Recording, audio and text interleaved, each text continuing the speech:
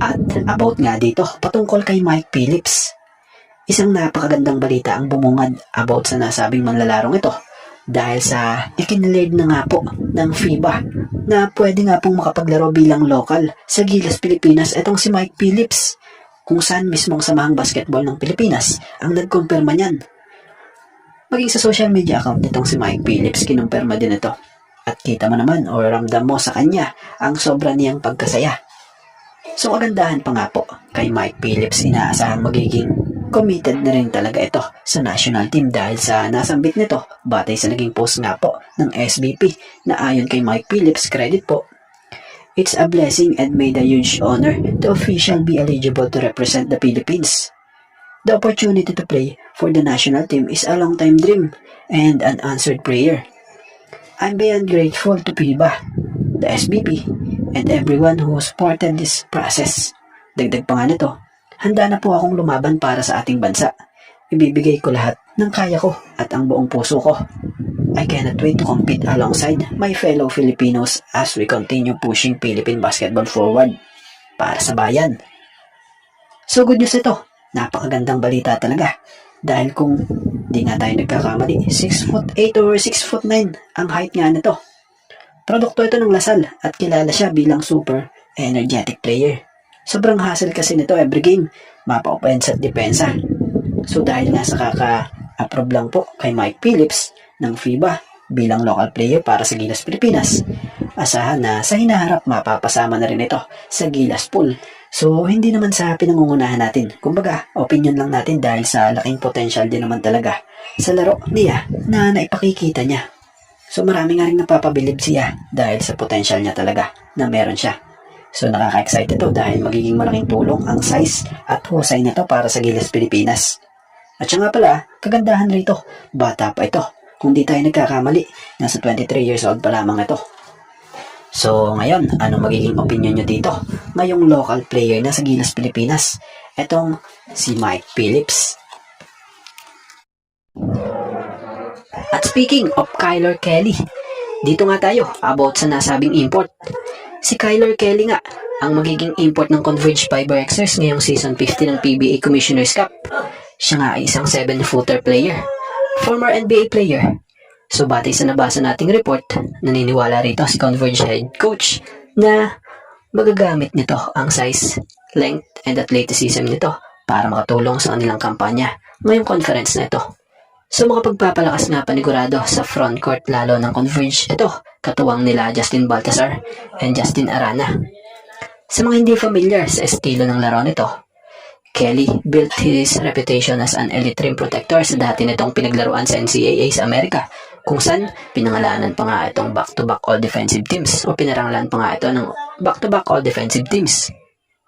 So bukod sa may magandang depensa ito halimaw ang offense ang kayang ibigay nito. Ito yung big man na kahit sumablay ka at napatutok siya sa rima, asahan mo idediretso niya sa lampak yan or footback shot yan. So asahan na madadala ni Kyler Kelly ang experience niya sa NBA at maging sa ibang ligang pinaglaruan niya, ang husay niya papunta dito sa PBA para matulungan ang team ng Converge Fiber Xers sa kanilang kampanya this upcoming season 50 ng PBA Commissioner's Cup. At dito tayo about kay Mikey Williams. Sa wakas, lalaro na si Mikey Williams dito sa Converge. So inaasahan ang pagbabalik sa hardcourt ni Mikey Williams this season 50 ng PBA Commissioner's Cup for Converge. Dahil na nga sa balitang pumirma na ito sa Converge ng 1-year deal. So sa pagdating nga po or pagkakadagdag kay Mikey Williams sa Converge, inaasahang makapagbibigay ito ng magandang hatak sa team. Matatanda ang may napatunayan na rin naman si Mikey Williams sa PBA bago makuha ito ng Converge noon sa TNT, kapalit ni Jordan Heading. At nito lang, huling nakita nga po itong nagdaro kasama ng Strong Group Athletics Pilipinas in the 2025 Dubai International Basketball Championship. So pansin-pansin naman na hindi rin nagpapabaya naman itong si Mikey Williams sa kanyang kondisyon dahil sa mga update nga po nitong training na ina-upload sa kanyang social media posts. So ito nga pong 34-year-old na ito, na guard veteran na ito, first time makakakampi ang mga kilala at bigating player din sa PBA sa kampo ng Converge like GGDL, Calvin Abueva, Justin Baltazar, At itong bago rin na kanilang import sa PBA Commissioner's Cup na 7-footer na si Kyler Kelly. So, kumpirmado na nga po talaga na maglalaro na para sa Gilas Pilipinas si Quentin Meliora Brown, kung saan kinumpirma yan ng SBP. So, after direct conversations with Quentin Meliora Brown at pamilya nito, ito na nga, andito na nga siya sa bansa. Si QMB nga po, balita'y Webes pa nang bumalik ito sa Manila galing sa Japan. Matatandaan namang nauna na nga pong napabalitang ito ay hindi makakalaro sa Gilas ngayong second window dahil sa issue sa kontrata.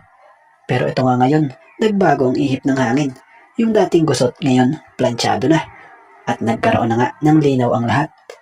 So balitay, nakalahok na nga ito si QMB sa Gilas practice. So bukod doon, inaasahang palalakasin ng 6'10" forward center na ito ang front court ng Gilas Pilipinas dahil nga sa pansamantalang pagkawala ni Kai Soto na siyang kakagaling lang ding sa major injury. So matatandaan namang sa unang window ng FIBA World Cup Asian Qualifiers nagtala nga itong si QMB ng magandang average naman na 7.5 points per game at 9.5 rebounds per game.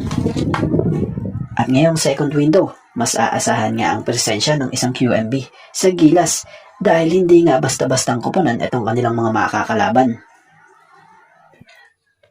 So pumutok nga ang balita na approval na lamang ang hinihintay sa 3-team trade ng Converge, Meralco at NLEX kung saan batay sa proposed arrangement na naganap Converge will acquire Jonel Policarpio and JV Mocon from NLEX. NLEX will acquire Shawnee Winston and Kevin Recalo from Converge. Tapos yung Meralco, Converge trade, Converge will acquire Carl Trayson kung say balitay Meralco added a second round pick as a part of Mocon Rayson trade. Meralco will acquire JV Mocon. So batay nga yan dito sa naging update din ditong si Basketball Zone. So batay nga sa opinion natin dito syempre usapang ube tayo. Napakagandang addition ni Jonel Policarpio and Carl Trayson sa Converge. Lalo't isa si Policarpio sa kanilang mahusay na wing. Kita naman natin kung paano siya maglaro sa NLEX. Kita mo na parang matagal na siya dito sa liga. Kung saan last conference nga, he averaged dito sa PBA ng 8.00 points per game, 4.50 rebounds per game, and 1.92 assists per game. At yung isa si Carl Trayson, grabing husay rin ito. Nagwardya, bagamat limited nga ang minuto niya sa Meralco. Pero impressive naman pag siya'y nagagamit sa laro. Siya guard na napakahirap bantayan na grabe ang likot na gwardya na to. At yung offense niya, very unpredictable. So ito naman, nag-average niya last conference sa PBA ng 4.30 points per game, 0.60 rebounds per game, at 1.00 assists per game sa limitadong minuto. So ang tuluyang maaprobahan nga ito, siyang napakagandang addition sa lineup o rosters ng Converge. At bago nga ang lahat, baka naman po pwedeng makahingi ng isang subscription para sa ating channel or pakifollow na rin po kung nagustuhan nyo ang ating mga basketball update. At kung ito na may makakabigat para sa inyo, kahit isang like and share na lamang po. Maraming salamat po.